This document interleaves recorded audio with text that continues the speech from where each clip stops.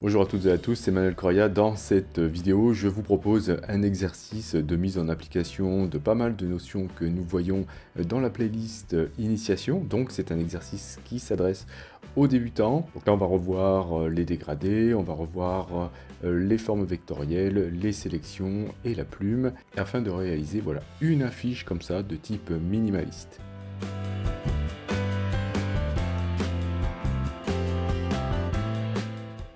Bien, alors pour cet exercice, on va faire un format A4. Je vais aller faire appel à la commande Nouveau depuis le menu Fichier, ou sinon vous utilisez le raccourci CTRL-N sur PC ou commande N sur Mac.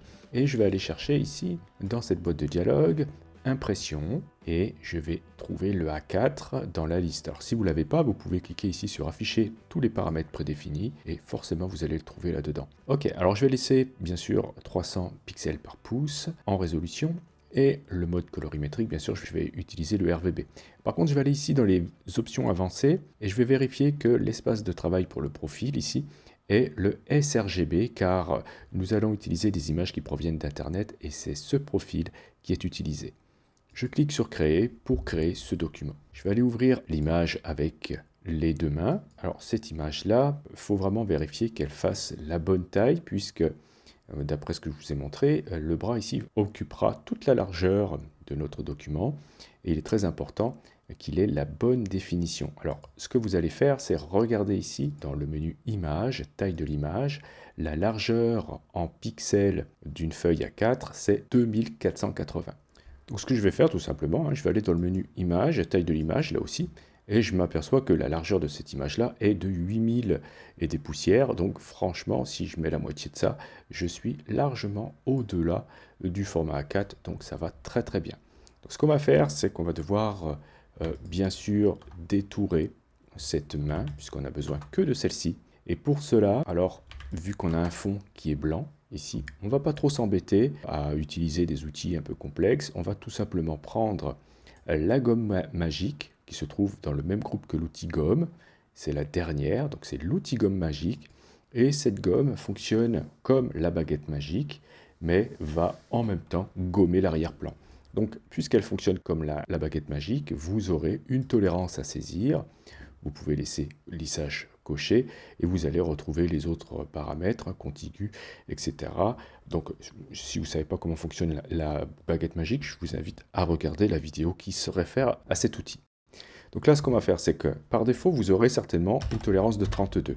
Donc vous faites des tests, vous cliquez dans le blanc et vous allez voir en zoomant s'il n'y a pas des morceaux qui sont partis. Donc là, franchement, il y a carrément un bout du bras qui est parti. Là, c'est pas du tout bon. Donc CTRL Z pour venir en arrière, commande Z sur Mac, et vous allez baisser la tolérance. Vous pouvez laisser contigu coché ou décoché, c'est pas grave, puisqu'ici, vous voyez, on n'a pas de pixels blancs à l'intérieur de la main.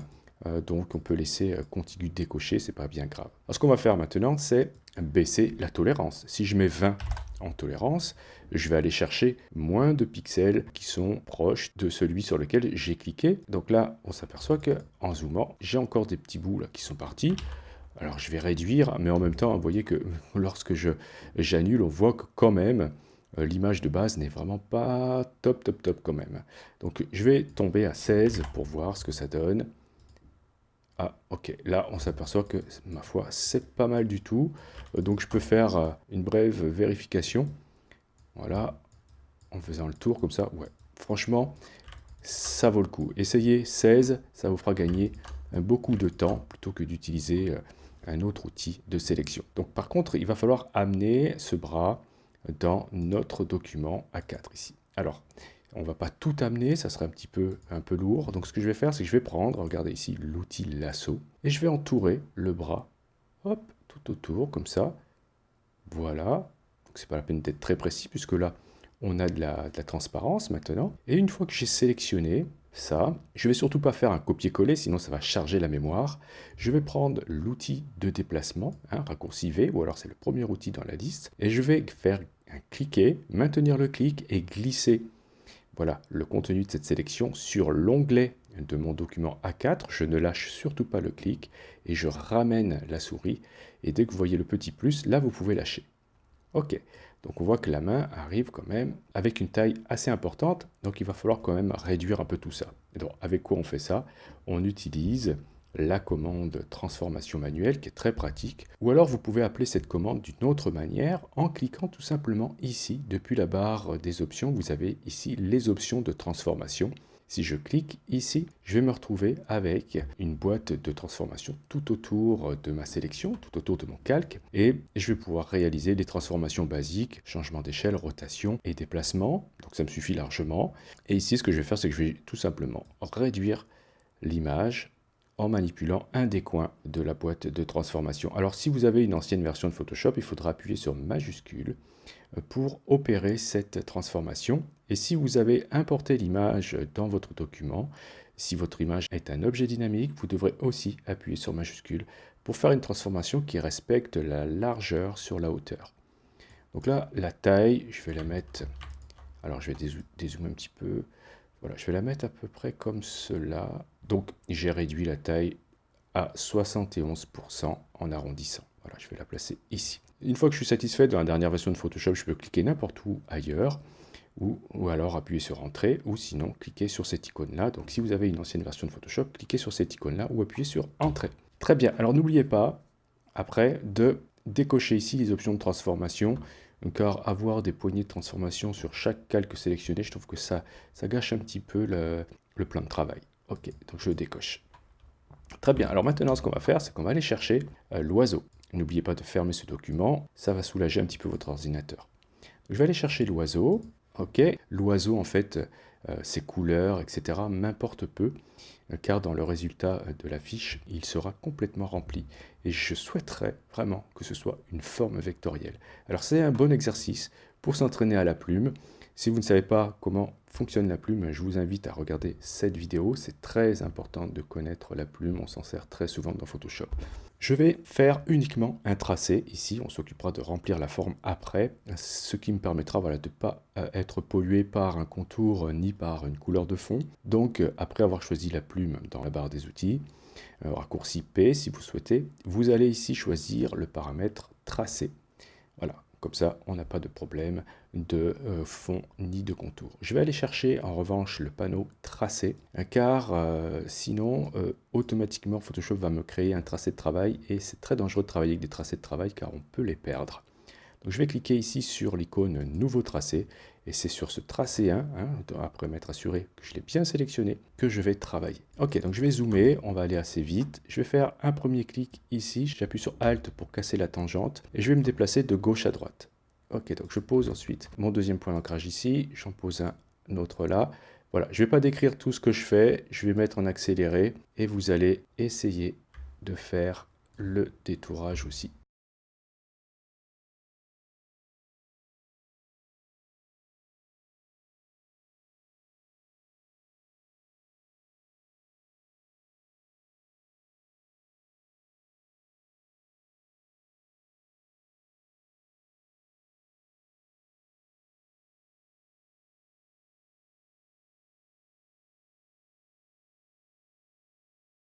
Très bien, mon détourage est maintenant terminé. Alors, je m'aperçois que j'avais fait une bêtise. J'ai commencé ici ma forme avec soustraire la forme avant. Ben, c'est pas bien grave.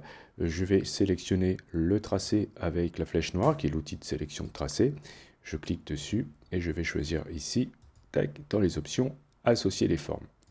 Ce qui va me permettre voilà, d'avoir une forme qui est plutôt pleine que creuse. Ok, donc ce que je vais faire maintenant, c'est aller chercher le panneau calque. Alors, je l'avais caché, donc c'est raccourci F7 si vous le souhaitez. J'ai même ici le panneau couche qui est arrivé avec. Je vais vérifier que mon tracé est bien sélectionné, très important, puisque dans le panneau calque, je vais ajouter, en cliquant sur cette icône ici, une couleur unie, en fait un calque de remplissage de type couleur unie, et lorsque vous faites ça avec un tracé sélectionné, vous allez en fait créer une forme vectorielle qui sera avec la couleur que vous allez définir ensuite. Très bien, donc là, moi pour l'instant, j'ai pas trop besoin de choisir de couleur, on verra ça plus tard, je vais laisser en noir. Et puisque cette forme-là, je la trouve plutôt pas mal, ce que je vais faire, c'est aller chercher la commande dans Édition, ici, créer une forme personnalisée.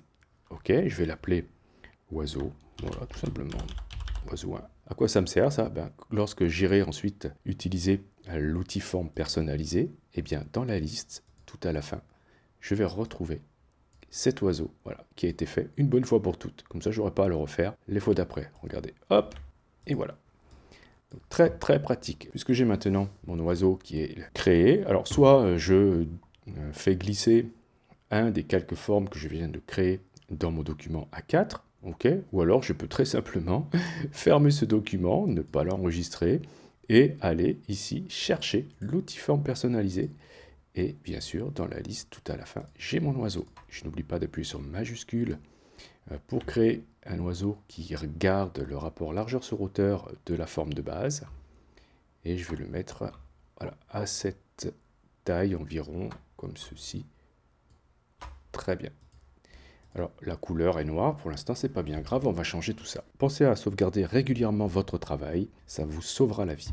Bien, on va maintenant créer le rond qu'il y a derrière. Alors, d'après vous, où est-ce qu'on va se placer pour le faire? Eh bien, puisqu'on veut que ce soit en dessous de tout, je vais sélectionner l'arrière-plan, et maintenant, le calque que je vais créer sera automatiquement au-dessus. Et le calque que je vais faire ici, c'est un calque de forme, car je vais utiliser dans la barre des outils ici, l'outil ellipse. Je vérifie que je travaille cette fois-ci avec le paramètre forme et non pas avec le paramètre tracé. J'utilise une couleur de fond, on la changera tout à l'heure. Pas de contour, ok, donc je choisis cette couleur-là. Et tout le reste, je le laisse comme ça par défaut. Donc, je vais faire un rond en appuyant une première fois. Ensuite, une fois que je commence à glisser, j'appuie sur Alt, pour faire un rond à partir du centre, et ensuite j'appuie sur majuscule, un rond et non pas une ellipse. Vous pouvez, si vous êtes agile, appuyer sur majuscule lorsque vous faites tout ça sans lâcher le clic, pour repositionner votre forme. Je la recentrerai tout à l'heure, c'est pas bien grave. Donc voilà, j'aimerais qu'elle soit comme cela, pas forcément plus grosse que l'oiseau, mais à peu près de cette taille-là.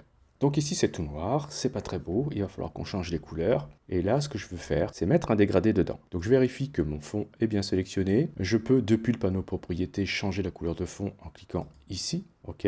Ou alors vous pouvez, si vous avez une vieille version de Photoshop, prendre l'outil de sélection de tracé et depuis la barre des options, ici vous allez pouvoir à nouveau aussi cliquer sur le paramètre fond et choisir non pas une couleur pleine, mais cette fois-ci un dégradé. Ok, alors le dégradé, alors c'est pareil, c'est comme la plume, il faut vraiment savoir faire des dégradés dans Photoshop, donc si vous ne savez pas le faire, je vous invite à regarder cette vidéo, c'est très très important de savoir faire des dégradés. Ici, le dégradé que je veux faire sera très simple, il aura juste deux couleurs, donc je vais cliquer sur ce premier arrêt de couleur, double-cliquer même, pour ouvrir le sélecteur de couleurs, et je vais choisir une couleur un peu violette, comme ceci, donc ça fait, allez, 255 0 222, ok, je valide en cliquant sur OK. Je vais ensuite cliquer sur la dernière étape ici, enfin, ou un arrêt, ça dépend. Des fois, on dit soit arrêt, soit étape. Je double-clique ici sur le blanc et je vais aller chercher, hop, un bleu comme ça. Voilà, donc 0, 234, 255. OK. Vérifiez que vous avez bien le même sens que moi. Hein, donc, si vous n'avez pas le même sens, vous cliquez sur cette icône ici pour l'inverser. Vérifiez que vous avez ici linéaire, bien sûr, et que vous êtes donc à 90. 100% pour la mise à l'échelle et aligné sur le calque. Ok, alors puisqu'on est là, ça serait bien qu'on le sauvegarde, ce dégradé. Donc, cliquez sur la petite roue crantée et cliquez ici sur Nouveau dégradé. Je vais l'appeler Cyan Magenta. Très bien. Alors, je le sauvegarde parce qu'on va en avoir besoin juste après. Ok, donc maintenant, je vais sélectionner l'oiseau et je vais faire pareil, c'est-à-dire que je vais lui mettre le dégradé que nous venons de créer, mais inversé. Je prends la flèche noire, après avoir sélectionné le calque de l'oiseau, et je vais ici cliquer sur le rectangle pour ouvrir les options de couleur de fond, et je vais choisir le dégradé que nous avons créé, qui arrive ici à la fin, tac, et cette fois-ci, je vais l'inverser. Voilà, comme ceci. Très bien, alors maintenant, je voudrais faire la même chose, mais pour le fond. Et pour cela, on a plusieurs façons de faire pour remplir notre fond. Mais là, ça serait bien aussi d'utiliser une forme vectorielle, car vous avez vu à quel point c'est flexible d'utiliser ces formes. Je vais aller chercher l'outil rectangle, et je vais faire un rectangle voilà, qui dépasse légèrement de ma feuille, c'est pas bien grave, comme ceci. Vérifiez, hein, comme tout à l'heure, hein, que vous avez le paramètre forme lorsque vous allez le faire. Et je vais aller chercher à nouveau comme fond le dégradé qu'on a fait tout à l'heure. Je vais légèrement le tourner, c'est-à-dire qu'au lieu de le mettre à 90, je vais le mettre à 80. Voilà, ça va créer une petite diagonale. Et ce qu'on va faire, c'est qu'on va légèrement foncer les couleurs. Donc pour cela, je vais devoir double-cliquer sur le premier arrêt de couleur. Et je vais descendre, vous voyez le point qu'on a mis en haut ici, je vais le descendre légèrement. Voilà, ça va me foncer un petit peu tout ça, ce qui nous permettra voilà, de détacher un petit peu notre cercle au centre ici. Je vais faire la même chose pour le bleu, je double-clique sur l'arrêt et je descends le point en haut, là, hop, voilà, à peu près comme cela. Bien, alors maintenant il va falloir qu'on déjà sauvegarde notre travail, très important, et on a quasi fini, hein, là, sauf que maintenant ce qu'il va falloir faire, c'est s'occuper du bras ici. Il va falloir faire en sorte que l'on ait l'impression que la main ici est éclairée par toutes les couleurs que nous avons mis dans les dégradés. Donc je vais sélectionner le calque 1. Alors ça serait bien de renommer les calques, c'est toujours important. Donc je vais l'appeler bras après avoir double-cliqué sur le nom. Là aussi je vais faire pareil pour l'oiseau. Et je vais ensuite sélectionner donc le calque que j'ai renommé bras. Je vais lui ajouter un calque de réglage de type courbe de transfert de dégradé. Ok, donc je clique bien ici. Hop, et je vais choisir donc ce réglage. Ça va me le placer au-dessus du bras, évidemment, comme c'est le cas dans Photoshop. Les calques de réglage vont régler tous les calques qui se trouvent en dessous. Moi ici, je voudrais qu'on s'occupe uniquement que du bras. Alors qu'est-ce que je vais faire depuis le panneau propriété? Vérifiez bien votre panneau de propriété. Vous allez cliquer sur cette icône-là pour écrêter le réglage avec le bras. Hop, voilà, donc maintenant, on n'a que le bras qui est remplacé. Alors, ce réglage est très intéressant car il va nous remplacer les couleurs en fonction de leur valeur de luminosité. On a ici un dégradé de couleurs et on a sur la partie gauche donc les parties sombres qui correspondent aux couleurs de notre bras actuellement et ensuite les parties claires. Donc on peut remplacer les couleurs en fonction de ces valeurs de luminosité. Donc ici, moi je souhaite carrément remplacer les couleurs par notre dégradé. Donc comme on l'a déjà sauvegardé, notre dégradé, on a bien fait, je vais aller ouvrir ici, cliquer sur la petite flèche là, hop, pour, vous voyez, ouvrir la liste des dégradés, descendre ensuite l'ascenseur là, et tout à la fin, j'ai le dégradé que j'ai sauvegardé tout à l'heure. Donc ça me fait ça. Bon, c'est pas tout à fait satisfaisant, moi j'aimerais vraiment que les parties sombres soient magenta et les parties claires soient bleues. Donc ce qu'on va faire, c'est double-cliquer sur le dégradé, ce qui va nous ouvrir l'éditeur de dégradé. Et je vais resserrer les étapes en les faisant glisser. Donc là, l'étape ici magenta, je vais la faire glisser vers la droite. Et vous allez voir que voilà, dès que je vais lâcher, hop, j'ai colorisé les tons moyens, hein, donc à peu près à ce niveau-là. Et vous allez pouvoir, hop là, attention de ne pas en créer d'autres, vous allez pouvoir déplacer votre étape jusqu'à obtenir le résultat qui vous intéresse. Donc là, moi, je trouve que c'est déjà pas trop mal. Je vais voir si le bleu, voilà, je vais l'accentuer aussi un petit peu.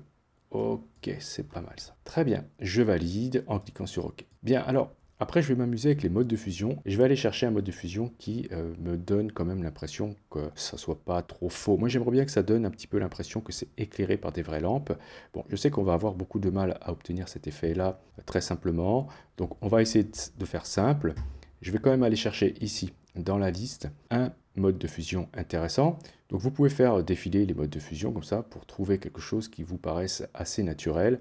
Moi, celui qui m'a le plus intéressé, c'était ici obscurcir. Vous voyez, obscurcir, on a l'impression qu'on garde un petit peu la couleur de la peau et ça me paraît quand même plus naturel comme cela. Donc je vais choisir ce mode de fusion. Très bien, alors maintenant ce que je vais faire, c'est que je vais dupliquer le bras puisque j'aimerais faire revenir un petit peu de la couleur chair. Je vais dupliquer le bras, donc CTRL-J sur PC, hop, voilà.